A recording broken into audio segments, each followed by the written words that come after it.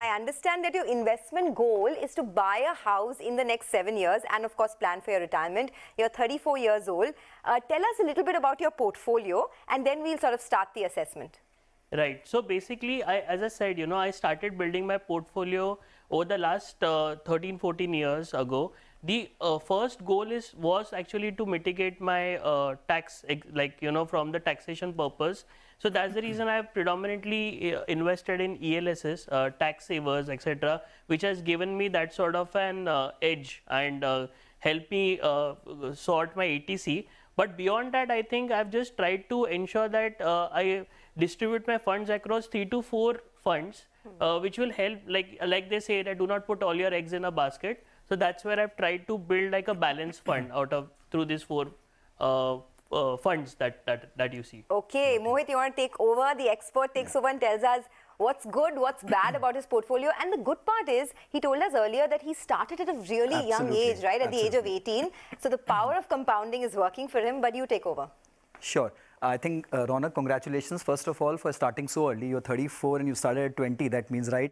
But just to take from where you've given us a brief about your portfolio. Look, Ronak, you've said that I've not put all my eggs in one basket. But once you have a closer look at your portfolio, it actually looks like that all your eggs are in one common basket. Okay. And why do I say so? Because, Sonia, if you go through his portfolio, all the 4 funds which he has are ELS schemes, which are tax saving schemes, right? Now, by default, there are few fallacies to this entire thing. You obviously get to save tax under Section 80C, right? So an ideal allocation in a tax saving plan is limited up to 1.5 lakhs a year, beyond which you actually don't need. Even that allocation should be restricted by the amount of PF which would have been getting deducted from your office salaries, or if you have some insurance component in something.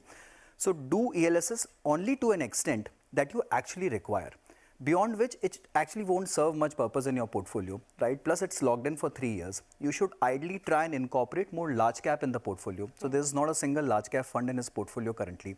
He can go in for a flexi cap or a multi cap fund in his portfolio. And so ELSs by design will have a combination of all these 3 components. But again, to properly allocate the assets, one needs to have a large cap fund, one needs to have a flexi or a multi-cap fund, and then depending on the risk profile, if you really can take risk, and as I see your time horizon is really long, right? So you want to plan for retirement, and even the house objective is 7 years down the line. So you can also go for a mid cap or a small cap allocation, depending if you can